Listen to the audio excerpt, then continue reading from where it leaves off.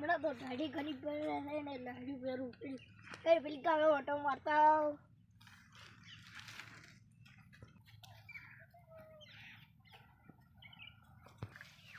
મારે તો ભળવા થાય જ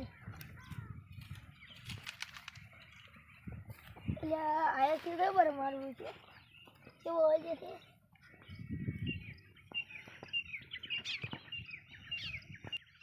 એટલે એક મરસું થાકવા દીધું શીખું છે મોડું આહા મારા કાકો કે તો શીખું મરસું ના ખાતો તો કે હારો ઘૂંટડો પડી નાખે